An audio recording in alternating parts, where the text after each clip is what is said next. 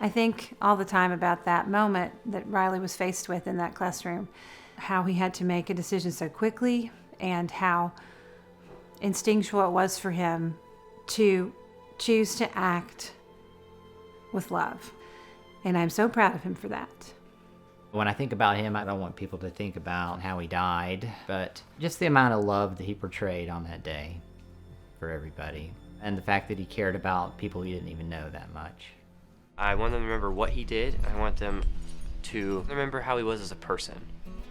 That he was just a good overall person, loved as much as he could, and had a lot of love to give. Growing up, he was probably the most adventurous person I ever knew. He just loved the outdoors, and he loved being physical and being active. He was a big guy. He was a figure that was a little intimidating. He's been described as like Thor and stuff like that. You get to know him, and he's just a soft-hearted little kid on the inside who just loves having fun. He wasn't as much of a typical big brother in the whole loving sort of way. He was very goofy, very playful. He was always the leader, or like he would always want to go do fun things and like always had ideas for us to do and try. Everything about him was just loving, loving and warm, and that's like exactly what drew me to him. He's a humongous nerd. Like, that was the thing that definitely surprised me the most. He's just like a big jock kind of guy. And then I remember our first conversation we had, I think, was actually about Star Wars and how much he loves Star Wars. So I was like, oh, okay.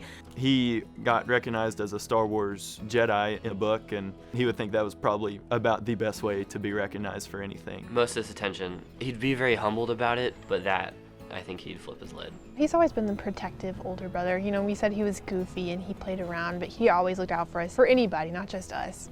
I think part of that was that he just wasn't scared. He was ready to act when he needed to, and I think that really came out that day. I don't think it shocked anybody that he would have sacrificed himself. He didn't have a selfish bone in his body. He wanted the best for others. He was gonna live life for other people. He's gonna make the ultimate sacrifice like he did. He had this caretaking ability that I think was always a part of who he is. So I think him wanting to take charge of a situation like that, it just makes sense. I don't think he had a need to be that person or that hero. I think that in that situation, in that classroom, I think he just really didn't have a choice. He made his last seconds count, and that to me is Riley.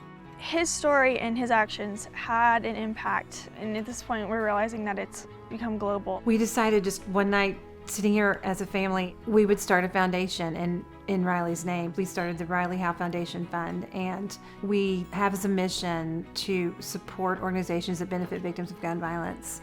Our high school kind of came up with this fundraiser, and we have bracelets and they say fear less and do more. It brought people together in a big way, and people, they're still wearing them today, and so I think it's just like a huge sort of good that came out of it. We're humbled and we're honored that Riley has received this recognition.